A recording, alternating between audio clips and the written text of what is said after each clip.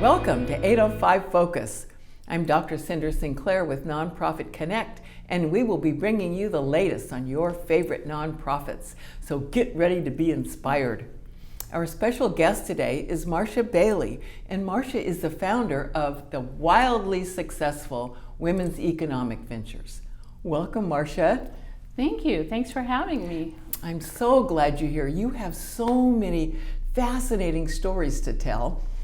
So you founded Women's Economic Ventures, otherwise known as WEAVE, and then you provided 30 years of excellent leadership, and I would venture to say that Marsha Bailey is one of the most beloved executive directors in Santa Barbara. And so I'm just thrilled that you're here, looking forward to hearing the story about what inspired you to start WEAVE. Well, thank you. A very nice introduction.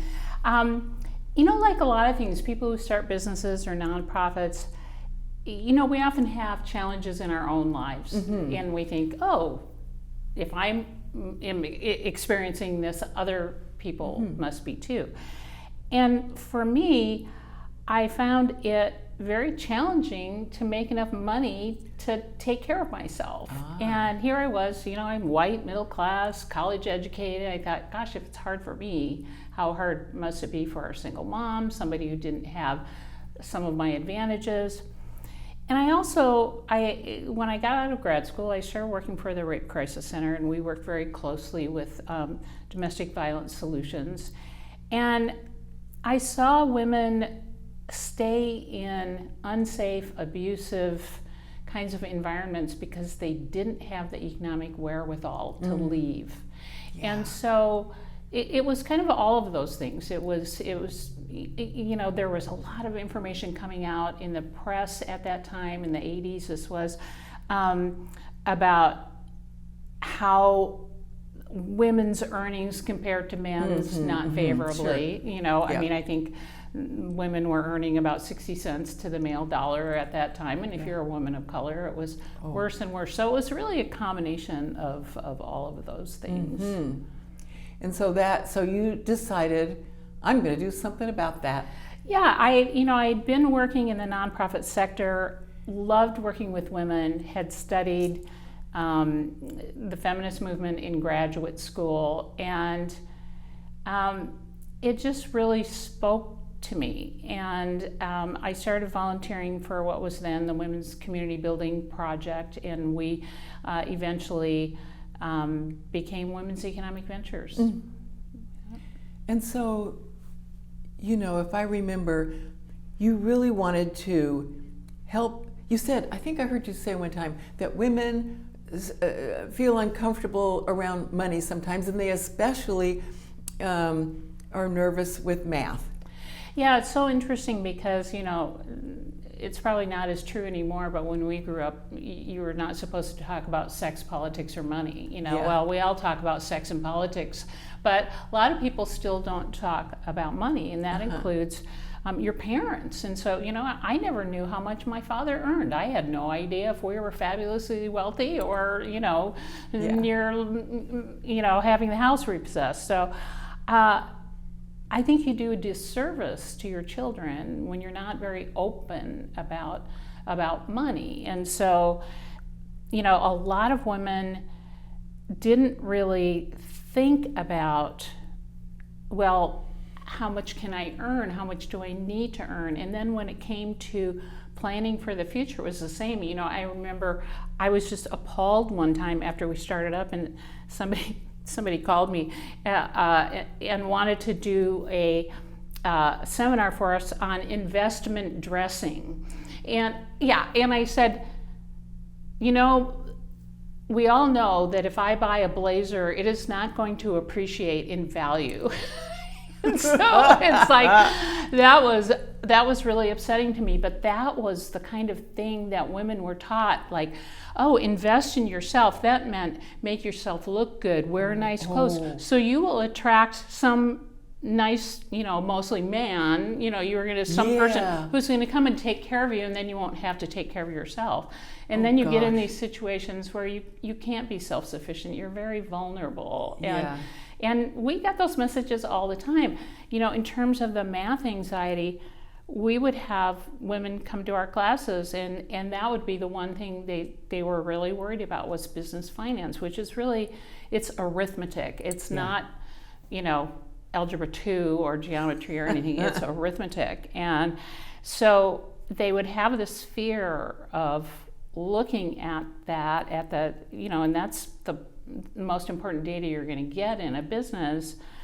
And then they wouldn't show up on the day that we had, it was like they were so worried about it that they totally avoided it. Yeah.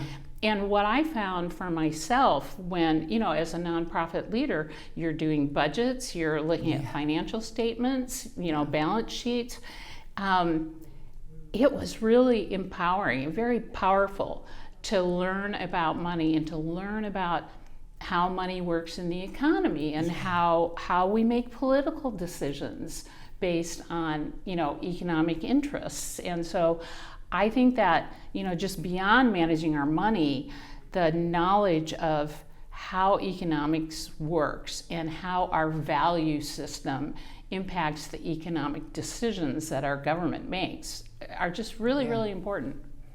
Yeah, and so now, fast forward 30 some years, Weave has helped so many women learn all these things, learn how to be a successful business person, start businesses, run organizations, and all of that. It's just I'm so incredible. Proud of that. I when I walk down the street and pass a business that I know was a Weave client, they either got a loan from Weave or took a class from Weave or whatever.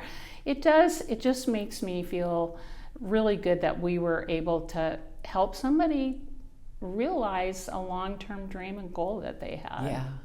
And it's still going strong. It is. It's still going strong under Kathy Odell's leadership. Many people know Kathy very well. She's been involved in many important startups in Santa Barbara area. And I have to say, frankly, that was one of the things that made it easy for me to retire, was knowing that Kathy was going to take my place. Gosh.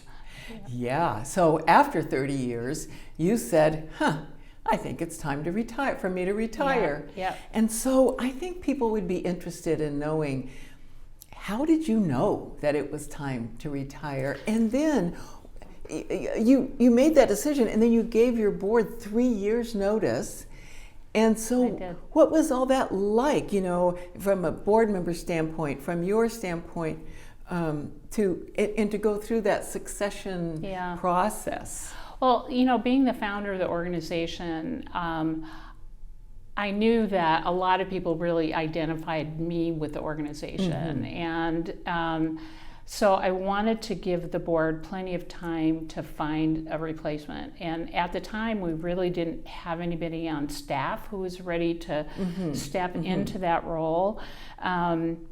And Kathy was on our board, and thankfully she was at a place in her life where she really wanted to do something that was fulfilling for her, that kind of where she felt like she could give back too. And so there was that.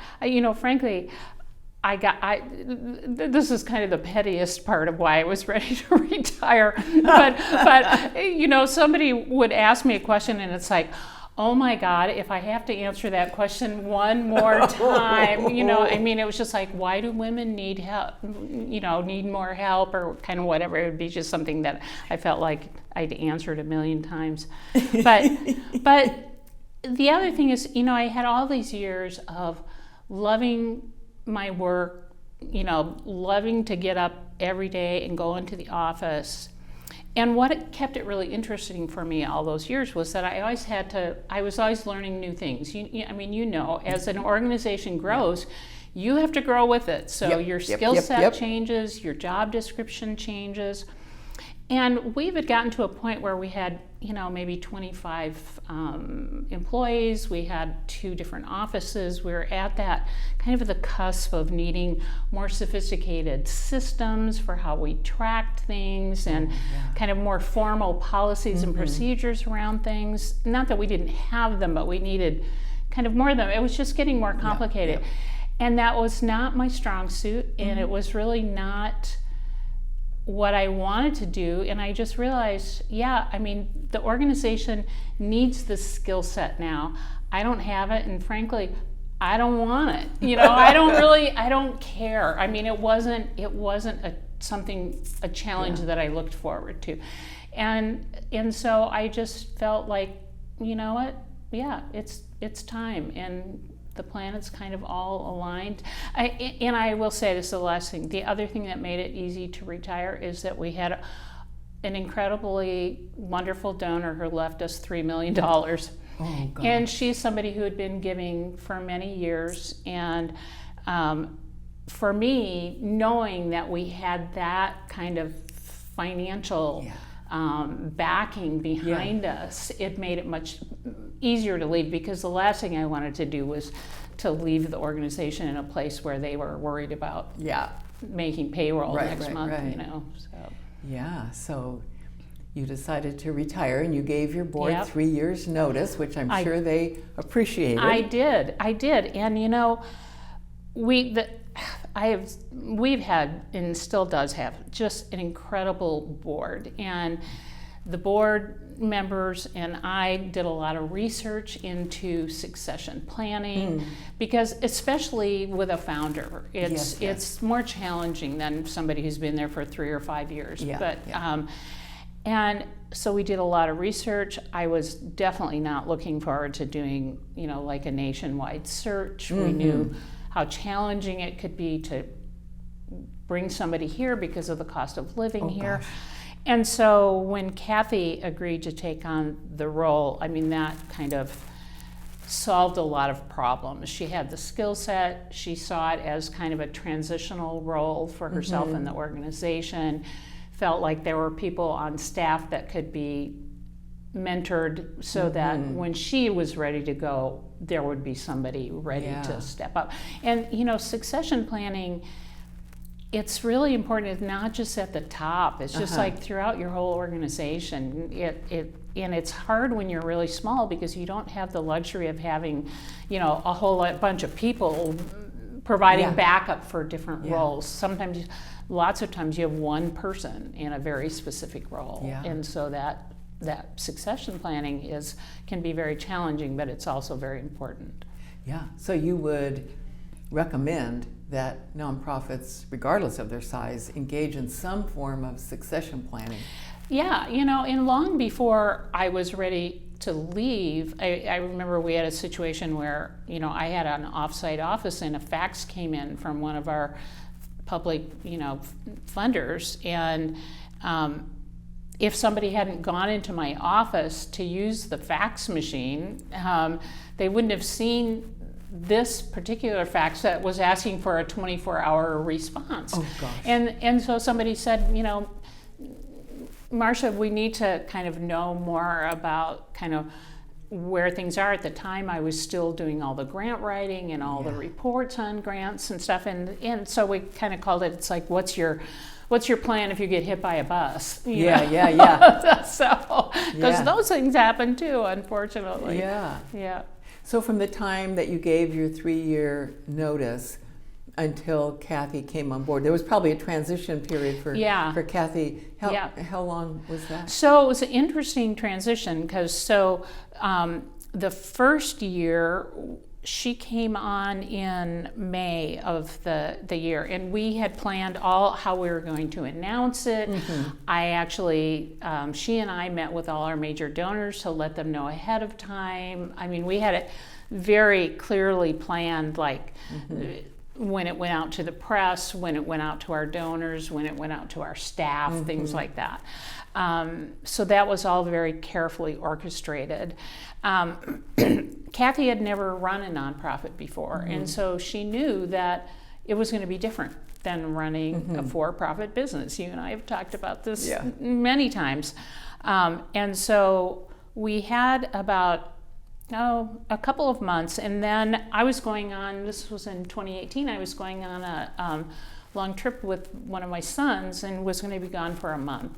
And so we decided that that was the time to transition the staff reporting to her from reporting to me, because it was getting a little confusing for people. It's like, oh, do I come to you or do I go to Kathy? So she actually took over the active day-to-day management of the staff after only I think it was three months. And so then we worked together through 2019, and then the pandemic hit.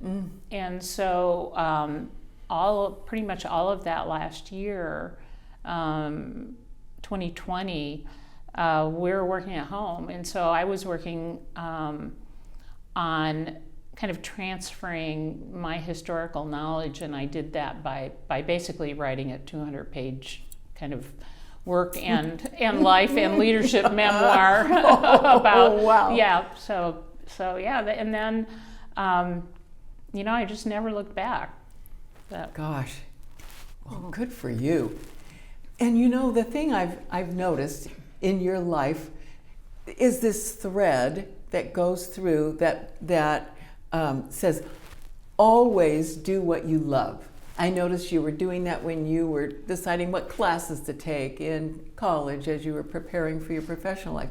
And then as you chose what organizations to get involved with. And then as you founded Weave, it was that driving force. And now here you are in retirement, and you are actively doing what you love. What is that? Art. You've always loved art. And now you've got a ceramics practice. Tell us about that. So I truly believe that doing what you love to do is really the key to having a successful life. And the way I define success is a satisfying life, a fulfilling life. As an undergraduate, I studied fine art and sociology, two things kind of on different sides of the brain that both really interested me. And then graduate school, it was communications. And people always used to say, oh my gosh, what are you going to do with those degrees? You get all these useless. Well, they weren't useless to me, because the sociology really kind of led to my interest in social justice, or kind of was a result of that and led to more of that. The art, really satisfied the creative side. And, I used to think, business was not creative. Business was just stodgy and boring and, bureaucratic. And when you run an organization, it requires a heck of a lot of creativity all the time. You're kind of, where's the money going to come from? Is it going to be, in our case, where are the donations going to come from, or whatever? And so I found that it really was creative all the time, required a lot of creativity. And I used all of those skills in many ways. I mean, in the, having to write persuasive grant proposals or fundraising letters or whatever. But I always did love the visual arts as well. And so I continued to dabble, and I loved making things. I mean, since I was very young, I was making doll clothes and kind of whatever. And so after I retired, my first kind of big project was to build a little studio in my backyard, where I thought I was going to be painting, frankly. But I knew that the clay studio, Santa Barbara, was going to be opening up, and I'd always loved ceramics in college, and I'd done a little bit of it at adult ed in the early 90s. And so I thought, well, I'm going to take a class, and then I was hooked.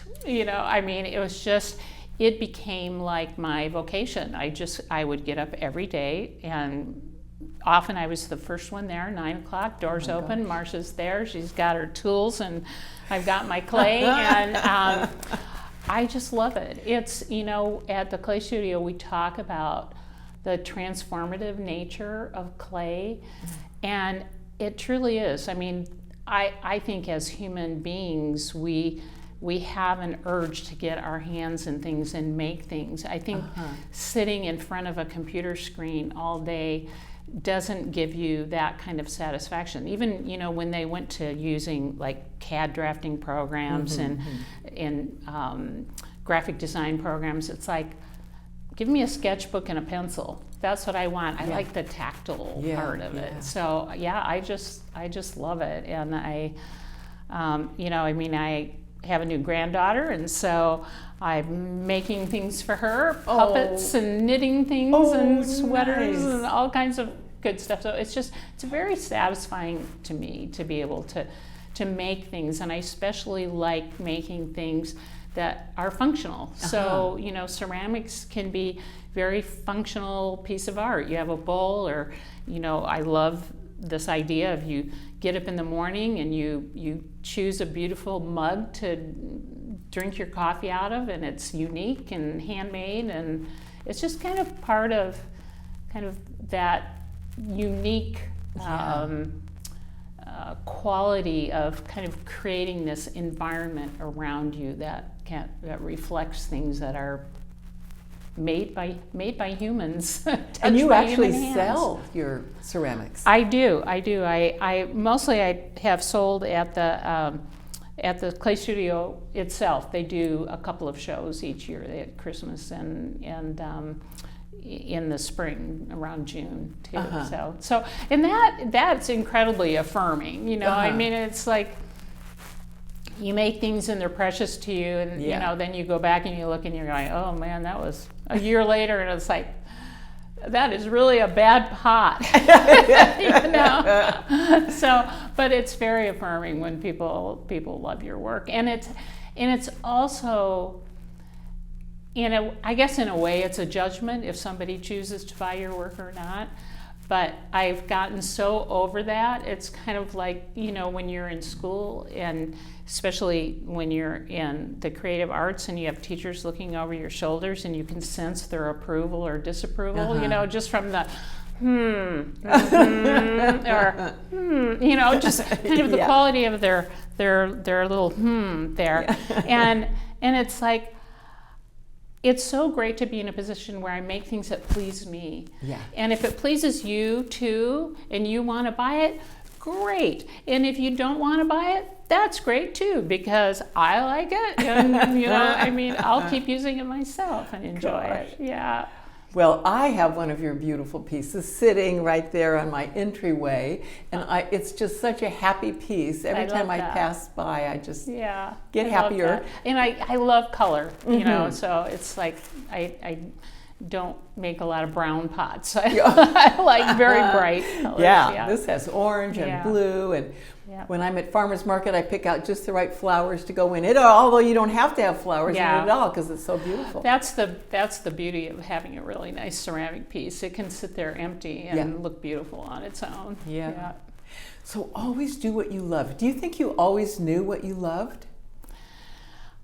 I knew pretty early on, like when I was young, I knew I wanted to study art. I mean, I started really drawing a lot and painting a lot, probably when I was 10. Really? And but I thought I was going to be an art teacher, and that's what I went to school for. And but being part of the baby boomers, the people who were just a little earlier than us, got recruited to be teachers, and by the time I got out of school, there were just not teaching jobs available. And so it was kind of back to plan B, and I didn't really have a clue what that was going to be. So that was, you know. Wow. So you would say to people, anybody, whether they're in nonprofit or it doesn't matter what they're doing, you would say, figure out what it is that you love and make sure you're always doing it. What if they say, well, what do you mean? I don't know what I love. Well, you know, to me, that's the beauty of having a liberal arts education, and it makes me very sad when I see colleges kind of getting rid of their liberal arts classes, because that's where you find that, you know, I mean, it's by experimenting, taking classes that they look kind of interesting to me, and you know, I think sometimes when you're young, you think, oh, if it's difficult, it must not be worth doing. I mean, I Yeah. know I felt like that. It's like, oh, this is easy for me. Yeah. Like, I love to read. I could have easily gone to the, publishing, writing, English side of things too. So, we need to realize though that those things that are easy for you, they're not easy for other people. Yeah, and so value that. I mean, Very if something good. comes easily to you and you like spending your time doing that, figure out in more depth where that can go. I think the sad part is too many, I mean, it's kind of crazy when you're in ninth grade and they're starting to give you career education in high school, and often the people giving you advice really are pretty clueless about, kind of telling you much beyond their own experience and kind of what the big obvious things are. Yeah. So, Marsha, what a story you've got. Well, Thank you so much for coming on our show to tell us all about it. And I can't wait till you have another sale. I can come and buy something beautiful. Thank you. I'll hold you to that. And thank you for joining us on 805 Focus, and we'll see you next time.